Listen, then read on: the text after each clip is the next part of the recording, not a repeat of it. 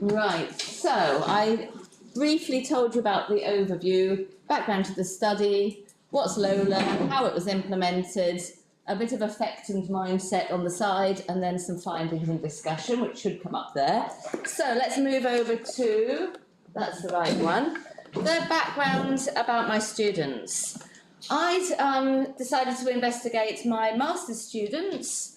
It's a relatively small group of about 28 students, and they are masters in digital media management.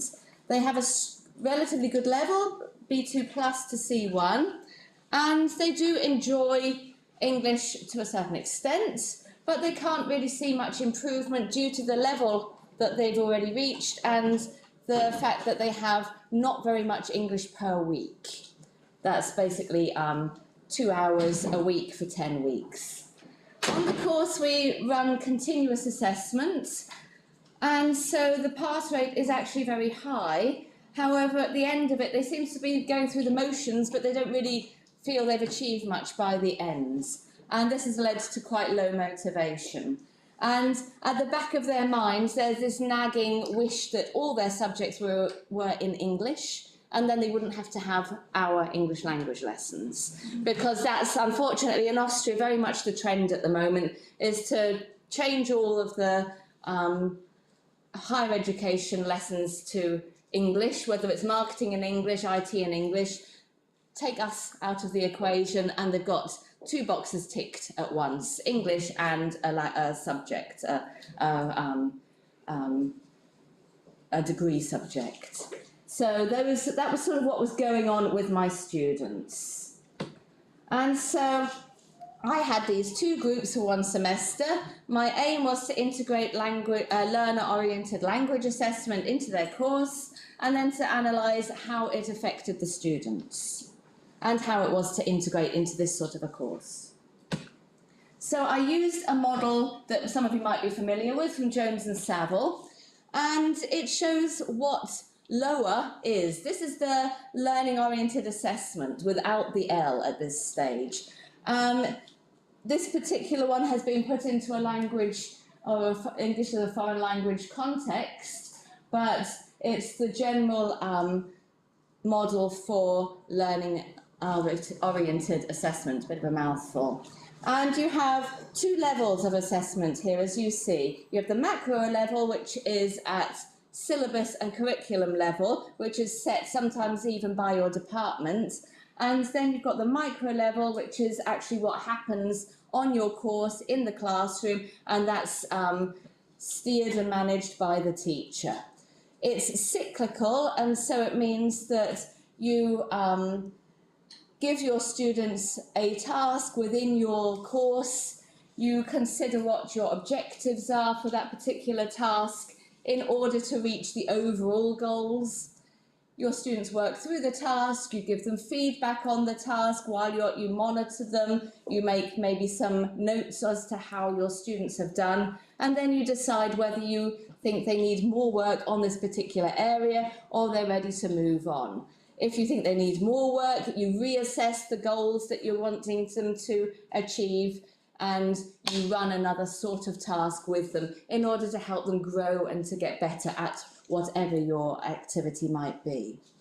So that's the LOA model, and that was at the basis of what I was doing and using. And then I brought in some principles from CercleS. He had 3 principles that were fundamental to implementing LOA. The first one was the relevance of tasks and how they should suit your students and motivate them and be stimulating for them. The second one was to involve students in the assessment process, and we've heard a lot today about peer review, peer assessment, self-reflection and so on, and also engaging students in the grading criteria. And the third principle was feedback, and the feedback should be feed forward. So it should be useful for the students to take with them and build into their language learning or their task achievements. And then we've got 2 extra principles that were brought in by Hamp, Lyons and Green, and they're the ones who coined the acronym LOLA with the language part in there as well. and they looked at questioning and scaffolding, which really go hand in hand. And they were looking at questioning from a teacher point of view in order to prompt, to probe, to challenge students and make them maybe bring them into the high order thinking area of their learning. And obviously teachers scaffolding the students, seeing how they need to help them when they're achieving tasks and to what extent scaffolding needs to take place. And also on the reverse side, scaffolding from the point of view of the students, scaffolding with each other when they're undertaking tasks with each other, how they're working with each other, and also the questioning between the students and how they're helping each other, querying what they're doing in order to achieve their goals. So these principles were underlying what I was trying to implement. So how did I implement these? I put principle 1 lent itself to the materials and the topics. My course is topic based, so we look at skills within the digital media management world and business skills, as in soft skills. We do pitching, we do discussion moderating and negotiating in this particular semester. So that was my relevance bit ticked. Principle 2 were with the peer and self-assessment. I looked very much to the fact that students were aware of what the goals of their course were. I brought that down a level and made sure that they were able to set their own goals in order to try to help them have a sense of achievement on achieving those goals. Peer assessment had quite a large part to play, and also reflection. The principle 3 with feedback ran throughout, particularly with the skills that they practiced with the pitching, negotiating and moderating a discussion. Everyone gave feedback. The students gave each other feedback. I gave the students feedback. And this timely issue is to make sure that the feedback is given at an appropriate time where it's going to be useful to them. And then principles 4 and 5 came more into my lesson planning. And so I just thought about where would scaffolding and questioning occur naturally within the lessons from the point of view of myself and the students, so that I could observe and see how it was being used. The tools and the approaches that I used, I had some student-assessed oral tasks. So the discussion moderating task that was had a final grade at the end. The students contributed to their peers' final grade. So we together drew up the assessment criteria for the students. Everyone participated. We had a list of criteria. We discussed what was reasonable for them to observe and to grade each other on. And so that was the students' side of things. I assessed on another set of criteria, which I felt was not suitable for the students to assess on. And so the accumulative grade went towards the students' final grade. Collaborative feedback and peer tasks. Firstly, they gave peer feedback on the pictures that they did. And we also had some collaborative tasks on drafts of their writing assignments. And so we had peer reviews on drafts of writing assignment before they handed it in for their final sort of summative assessment, which was my grade I gave their written assignments. I ran a course journal throughout the semester where every student had we've got an online platform where every student has a course journal. They were to write in it 6 times minimum on the course. They got a nominal number of points for writing in it, because I knew if I just left it up to them, they wouldn't write anything. So that was a little bit of the donkey and the carrot sort of thing, or the stick and the carrot. But the students had to write in it 6 times. Lots of them wrote in more than that, and I wrote back after every entry. So we had a really good two-way dialogue, and that helped me also get an insight into what was going on the course. And they were reflecting, giving their opinion of the lesson, describing what they'd done in the lesson, describing their objectives for the particular topic we were focusing on, and so on. I gave them a little bit of steering as far as what I wanted to see in the journals. And then finally, reflection reports after they'd given their pictures, received feedback from their peers, and the final summative feedback from the final pitch that they did for me and I marked.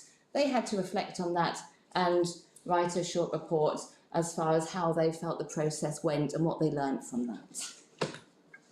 Okay, sidestepping this, a sub-aim of my classroom investigation was looking at mindset.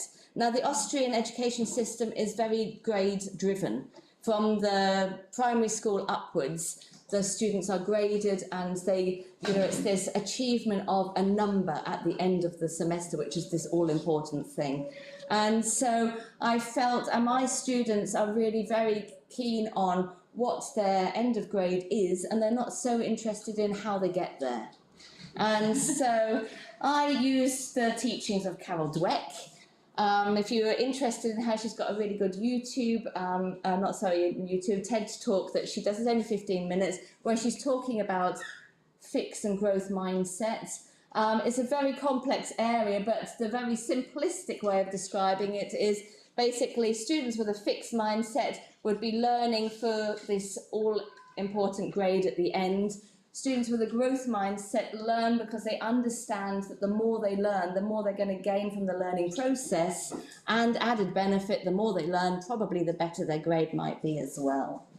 And so using her concepts and her theories, I also observed my students, and I also referred to Mercer and Ryan, who've also done a lot of mindset research in the area of foreign language learning.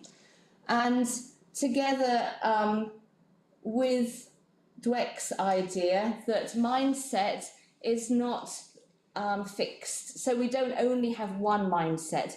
We have a series of mindsets depending on what we're doing, which is what they mean by domain specific.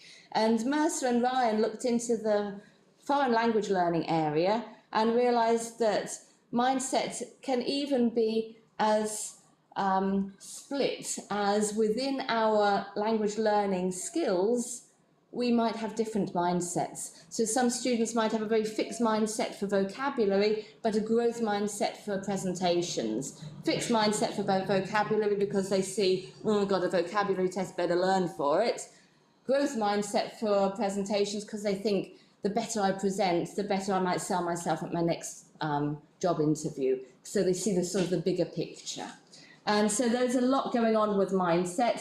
My students had the overriding fixed mindset, and my question was, would LOLA help to influence them and maybe make them more open to a growth mindset? Okay, so having looked at their course journals, taught them through the 10 weeks, received some evaluations and feedback. I ran 3 questionnaires as well with my students at the beginning, in the middle, and at the end of the semester. I also obviously observed them quite intensely, received all the materials that they handed in for their assessment, and I came to the following findings. Please come up. Oh, yes. So the positives. Yes, my students had a sense of achievement at the end, probably because the goals that they set themselves were realistic and they could achieve them. And on previous courses, they could see, yeah, the goals were to pass the course. That they would imagine they did anyway, provided they handed everything in. So, there wasn't that motivation behind it. But with them setting their own goals, they could tick boxes and feel, yes, I've actually achieved something. And I compared the actual summative results, the grades from the second semester and the third semester, and they had all actually improved in some way or other.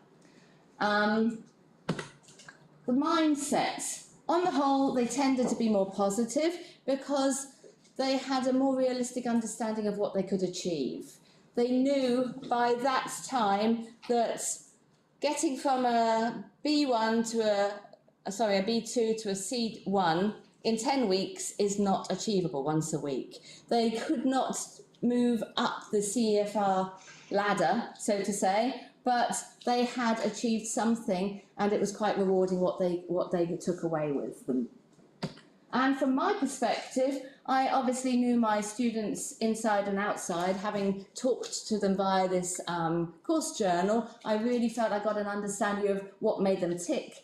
And I felt I had much more of a supportive mentoring role rather than sort of teacher-student relationship. However, there are, with all things, a flip side as well. This sort of assessment is really very time consuming, and the consistent monitoring and feedback and report writing and engaging with the students, from my perspective, was really exhausting and took a lot of my time.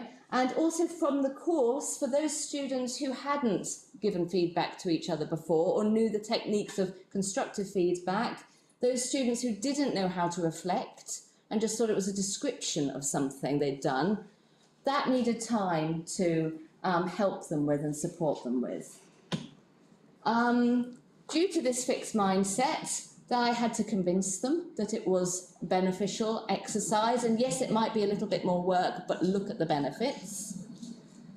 And on a 10-week course, it could be argued that this reviewing and cyclical, set your goals, how have you done, reflect, think about it, next goal, set it, it could become far too repetitive on such a short course. And so, you know, that needs consideration. But the exciting thing, I think, from LOLA is that aside from the language acquisition, the students are taking an awful lot with them, and this really needs sort of spelling out to them what they're getting from this sort of course. And they're taking with them some of these all-important 21st century skills that everybody loves, particularly potential employers. So they're learning to self-reflect. They can think of what the takeaways from certain tasks are. They can communicate, or learning to communicate their ideas well, looking at peers and themselves and trying to identify what their strengths and weaknesses are, taking a project and thinking what are lessons learned, because this is a big thing in business, being able to analyse a project and thinking what do we get from that, and so on. And so my conclusions are, LOLA, yes, it does have a very big role to play, I think, in my university. However, from my perspective, I started it too late. These are third semester master's students. I would like to roll that out in first year bachelor students so that they have time to grow into this approach, because they're not used to it. So yes, I'll cherry pick, I'll take the bits that worked. It can have a positive impact on students. That's another conclusion.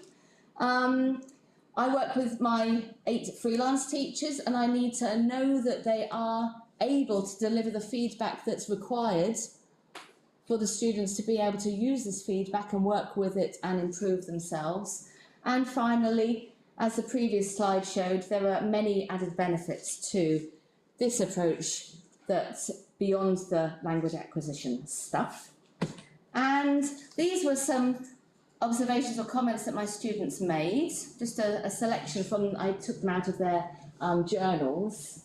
The one over here, I think, is a really good example of somebody with a growth mindset. They're saying, yeah, okay, it's a lot of work, but, you know, I've got something out of it. Hooray. Okay, so over to you. Any questions? Anything? Have I given you any food for thought? Or maybe you'd like to think about some of these questions I've put up here. Very quickly, there were a few references, but I'm sure the okay, thank you, Rebecca, very much for insightful and concise presentation. And we have about 3 to 4 minutes for quick discussion. May I just ask about some specifics of what you did? Yes. I would like to hear about 2 things. Okay. Setting goals. Yes. How did it work? did students come up with something on their own, or did you give them a selection of maybe possible achievements that they chose from? And the second thing is the format of reflection report. To what extent did you give guidance to them? Did they know what to write about, Right. or how did it work? Yeah. The first question with the goal, setting goals, I showed them what the overall goals for the course were, and then per area we covered, particularly on the skills, I asked them what were they wanting to achieve from that, go away and write I kept it limited to 4 or 5 maximum goals that they want to achieve from that whole session and the process of, for example, pitching.